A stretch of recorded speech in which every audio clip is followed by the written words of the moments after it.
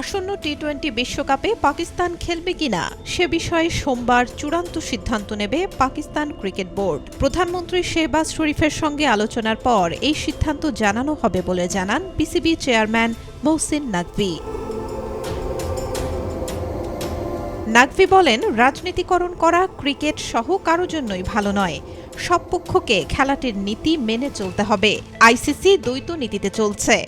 পাকিস্তান সবসময় ক্রিকেটের নীতির পক্ষে। আরও বলেন, বিশ্বকাপের জন্য নির্বাচিত খেলোয়াড় ও দল পরিচালকদের সাথে কথা হয়েছে। তারা জানিয়েছেন সরকারের সিদ্ধান্তই মেনে নেবেন তারা।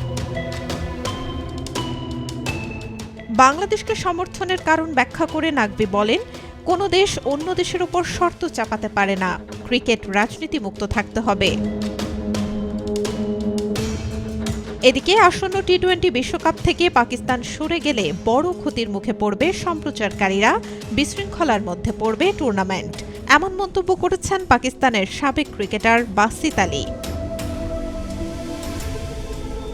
সতর্ক করে বাসিত আলী বলেন, পাকিস্তান যদি বিশ্বকাপে না খেলে তাহলে সম্প্রচারকারীরা রাস্তায় বসবে, দেউলিয়া হয়ে যাবে। ভারত যদি বিকল্প কোনো দলের বিপক্ষে খেলে তাহলে সেই ম্যাচ ভারত পাকিস্তান ম্যাচের মতো দর্শক টানবে না।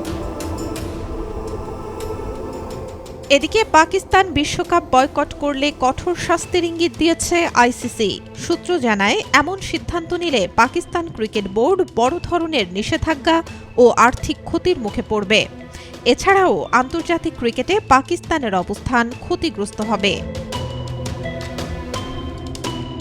পাকিস্তান বিশ্বকাপে খেলবে কিনা তা নিয়ে অনিশ্চয়তার মাঝেই 15 সদস্যের দল ঘোষণা করেছে পিসিবি। ঘোষিত দলে নেই অভিজ্ঞ ক্রিকেটার মোহাম্মদ রিজওয়ান ও হারিস রৌফ। তবে দল ঘোষণার পরও বিশ্বকাপে পাকিস্তানের অংশগ্রহণ এখনও সরকারের সিদ্ধান্তের অপেক্ষায়।